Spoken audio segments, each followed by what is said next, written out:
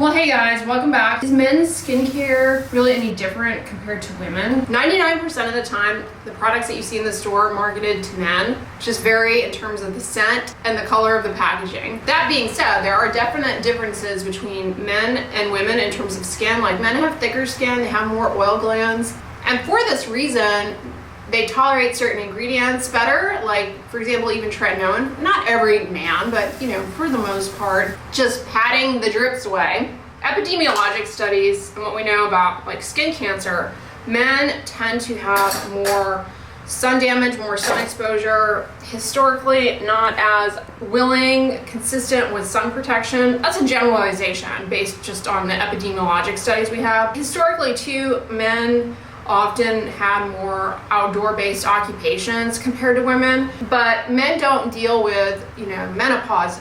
But with age, men don't lose collagen to the same extent as women. I mean, they do. Collagen levels decline in men as well, but in women, it's more striking because of decline in estrogen with menopause. Skincare brands could do a better job actually paying attention to the differences in terms of skin needs between male and female, but they don't.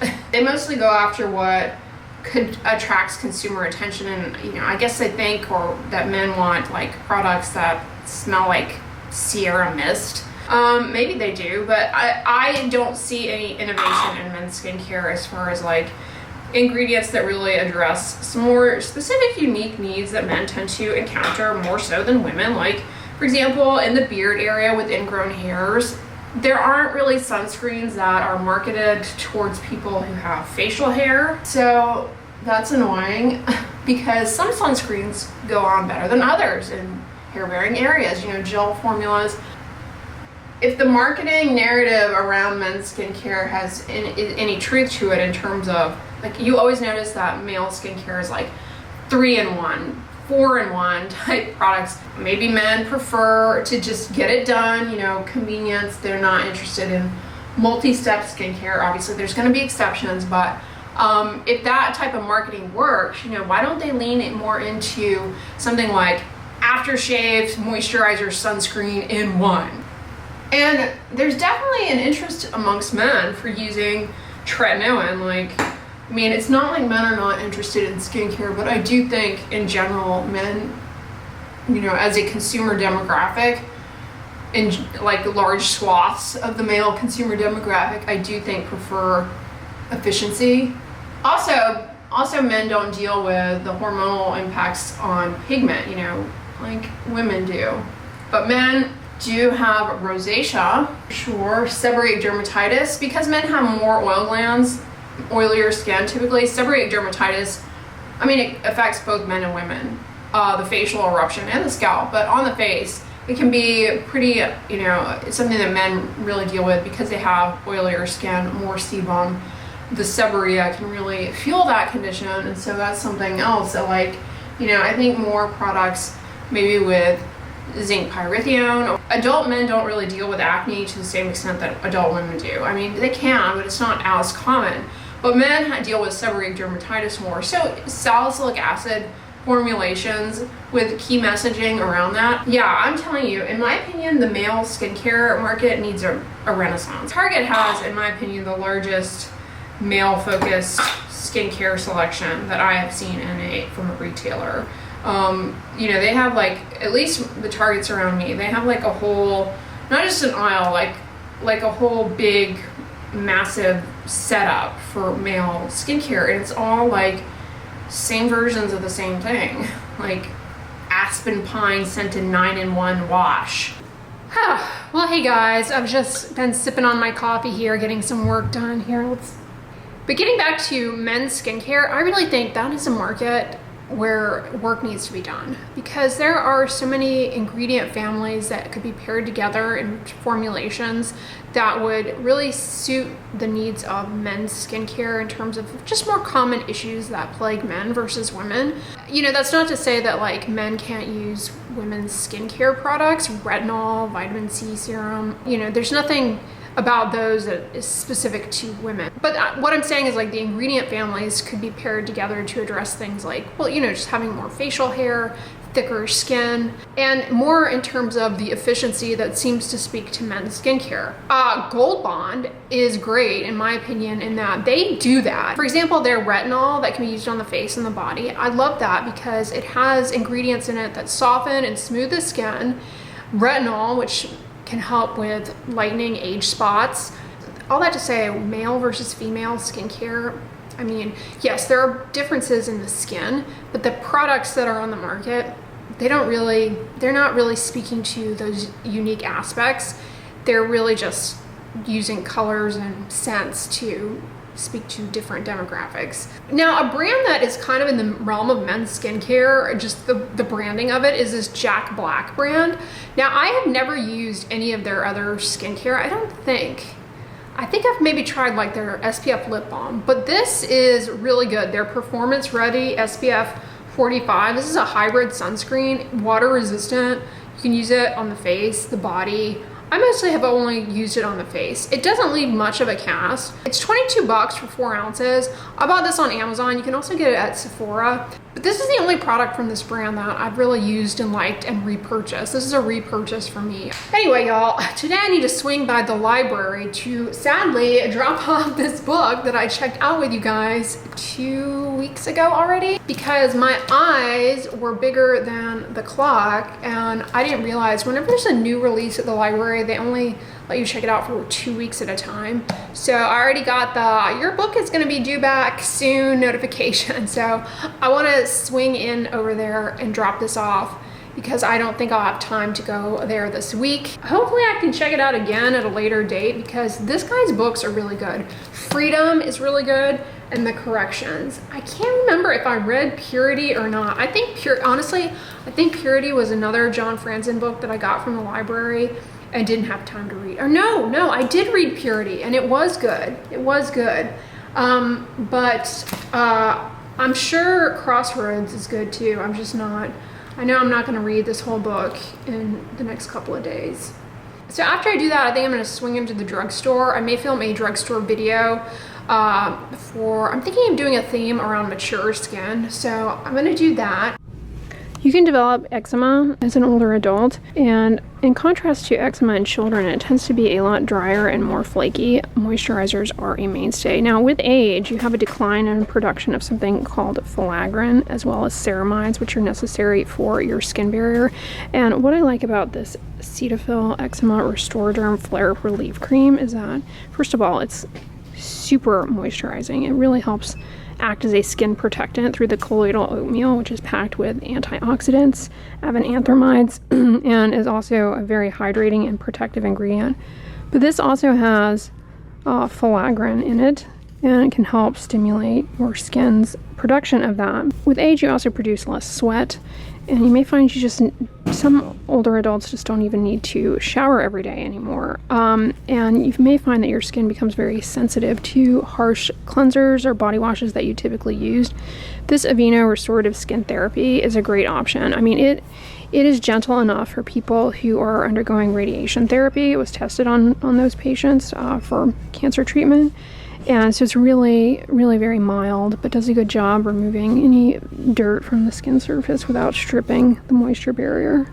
I pointed this out before, but do not sleep on the baby skincare section, especially if you have very dry, sensitive skin, because they have a lot of winning products in the baby skin section. I really like the Eucerin baby line. This wash and shampoo is great, not only as a mild body wash, but as a really, really gentle shampoo. It's great because you can develop scalp dryness as you get into your older years. This eczema therapy balm from Aveeno is really good as it's very thick. With mature skin, you do have to be careful of skin fragility, especially if in areas where you have a lot of sun exposure over your lifetime, like the backs of the hands are more prone to tears, bruising, slow healing. So having a nice thick skin protectant can help cut down on that risk. So I just finished filming a video for you guys on air quotes fungal acne, which is not the right name for it, otherwise known as Malassezia folliculitis, skincare. So it should be up at this point, but I wanted to share with you guys this top that I wore in the video is the same top as the blue hoodie that I often wear. I went ahead and got another one in this teal color. It just came. It's cold in here, so I put this on, even though I have shorts on, I know. But these are really comfortable, and they have a little zipper, a little pouch. They're made out of that like scuba material. And I just have it with these shorts, also from Amazon, CRZ, and this tank, also from CRZ Yoga. Really comfortable. So yeah, that's my in the house outfit. I'm ready for anything.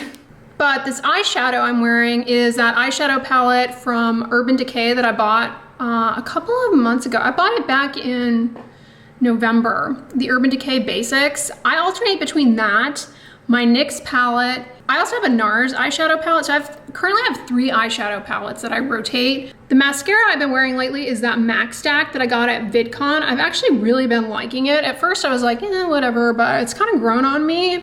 But right before I sat down to film, look what came. The Stylevana K-Beauty Advent Calendar. Hopefully I get the Yes Style one too, in addition to this, like I did last year. Fingers crossed, because they are really good. This was gifted to me, but it may be on their site, and it's a really good value. You get full-size products. Let's see. Ooh, I really like that. Find your beautiful self. And yeah, I won't get into the drawers yet, no spoilers, but last year this one was a great value, as was the Yes Style one. And the Yes Style one I have gotten for several years now, and it always is a ton of fun. Like, it's one of my most favorite things to do around the holidays is open these calendars up with you guys. Yeah, so make sure you are watching the vlogs in December, because we crack into this. Look how cute the hearts. They did a good job on it this year. Well, hey guys, I just hopped out of the shower, put on some moisturizer, coming in with good old petroleum jelly to my lips, because last night I used the Sunday Riley Good Genes all-in-one lactic acid treatment. I've been using this for a while, just trying to make my way through it. If you're new here, this isn't something that I would recommend people go spend the money for. There are lactic acid serums, like the one from The Ordinary, that work the same, just as well in my experience, and much less expensive. But this was gifted to me, and I want to finish it. But I noticed with this, and comment below those of you who have ever used this, I noticed with this, when I use it, and I'm really careful with how I apply it, I don't apply like heaping gobs, I'm conservative with it. I do end up getting, like right here along the Cupid's bow in particular, which is strange, I get like chapped lips. So yeah, it dries out my lips. I think it just migrates. It could just be that my skin, you know, with the heat and everything, stuff is moving and shaking all over my face. Like I shared with you guys a few weekends ago at this point. Was it last weekend? I don't know, time's flying. I've also been trying to make my way through that Ordinary multi-peptide eye serum that I reviewed for y'all, and that's fine, but it ends up transferring into my eyes, especially when I'm in the shower. And I think too, like the heat and the humidity may have something to do with that, but it does cause my eyes to get a little like itchy, watery while I'm in there. But this bad boy, anytime I use it, 'cause I haven't been, over the past few weeks, I haven't been super consistent with this, because it's not like, you know, I just want to finish it up basically. But I notice whenever I do use it, remember to use it, that yes, it makes my skin soft, but it dries out my lips. I often will have this issue when I use certain salicylic acid facial cleansers. If I use them at the sink, it's not a problem if I use them in the shower, but if I use them at the sink, I end up getting dry eyelids after a while using salicylic acid face washes. Comment below if you've experienced that. If I wash my face with a salicylic acid cleanser in the shower, I don't have that issue. I just think that I end up getting cleanser residue on my eyelids. Eyelid skin is really susceptible to irritation. You know, with age you make less sebum and you make fewer moisturizing factors, and for women around the time of menopause and thereafter, there's a decline in estrogen, and with that the skin becomes more fragile, more prone to water loss, drier. Adults often develop eyelid eczema, and some of it may be like atopic dermatitis, or it may actually be a contact dermatitis, because with the eyelids, stuff settles there really easily and then it gets trapped there. It's like a little sponge. People on the internet love to say that the skin is a sponge and just soaks stuff up. It does not. But I will say eyelid skin is a lot more friendly and accepting of stuff in comparison to skin on the rest of your body. Just because, you know, if you think about it, you've got the brow bone there, and you've got the hollow, especially with age, you know, you get bony resorption around the eye socket. So the eye socket itself widens, but stuff kind of sags a bit more. So there's a lot more that can get trapped up in there. So for older adults, especially, you know, there's just more room for trapping around the eye in that case. Eyelid dermatitis is common. Like common allergens and nail polish can end up causing eyelid dermatitis. Nickel can cause it. Stuff that you spray, I mean, you name it, definitely can. But it's because the skincare products can transfer there and cause eyelid dermatitis. For me, I found that to be the case with like some salicylic acid cleansers. Another product I've been trying out behind the scenes is this Bubble Overnight Hydrating Sleep Mask. It's not what I would think of in terms of a sleep mask. I talked about this in a recent, was it a Walmart video? I think it was a Walmart video. The thing about it, it's got kojic acid in it, which we talked about in last weekend's vlog. Kojic acid helps with fading dark spots because it chelates copper, which is necessary for the pigment producing enzyme tyrosinase. So I was intrigued by this because it's kind of similar in ingredient profile to the Maylove Fade Away Brightening Serum, which I really love. I currently have that on pause. I finished a bottle of it. I'm gonna try this out though for a while and see how it compares to that, just so we, as a skincare community, if you will, have an idea. So far it's moisturizing, but it's not as good as the Maylove one, just to cut to the chase. But anyway, all that to say, I've also been using this off and on a few nights here and there. The instructions say to use it 2 to 3 nights a week, and that's kind of what I've been doing. Oh man, I was looking back at, I think it was a video that I was searching on my channel to share the link with one of you guys, and I want to say it was back in January, and I can't get over how my hair has grown. Like, I feel like my hair was about this length around January time, and now it's here. It's grown quite a bit. My hair grows at the expected rate, but it grows. So, and one of the reasons it grows like that is because I don't cut it. That's the secret. Well, my secret is just I get behind on cutting it, but I'm kind of wanting to grow it out because I was not so keen on the way it was cut last time. It looked good in the chair as always, but when I got home and had to deal with it myself, ended up being kind of a handful, so to speak. Just the way the layers were put in. And for a while there, I was really using my Revlon styling tool, and that was really helping. But now that it's gotten a little bit longer, I find that I don't use that as much. Plus, with it being so hot and humid, I end up just pinning my hair up most of the day, and I'm fine with that. So I don't know, I'll just kind of coast for now. But I recently shared with you guys that I finished up that Dove Derma Series Anti-Dandruff Shampoo with zinc pyrithione. That's really good. And I bought a new dandruff shampoo, Stay Tuned, with salicylic acid in it that I've used all of 2 times, and so far so good. But yeah, I'll update you guys on that once I have a better feel for it. But anyway, I've got a clean scalp. I do still use my eye restore as a side note. Low-level laser therapy device that I've been using for several years now. But with that device, it will help support better hair growth, get more of the follicles into the growing stage, because it improves circulation through the scalp and delivery of growth factors, and it improves energy usage in the hair follicle. It definitely can help a subset of people with androgenetic alopecia. Not everyone gets results with it, but a lot of people do. So yeah, I am still using that as a side note. And I am still using my shampoo brush, which I think makes a huge difference in getting the shampoo all over my scalp, cutting down on the actual volume of shampoo that I end up using though. So that's a little hair care update I thought I would share with you guys. Anyway, I'm gonna round this vlog up. I'm going to close this vlog out. I hope you all enjoyed it and that you're having a great weekend. If you like this video, give it a thumbs up, share it with your friends, and as always, don't forget, sunscreen and subscribe. I'll talk to you guys tomorrow. Bye.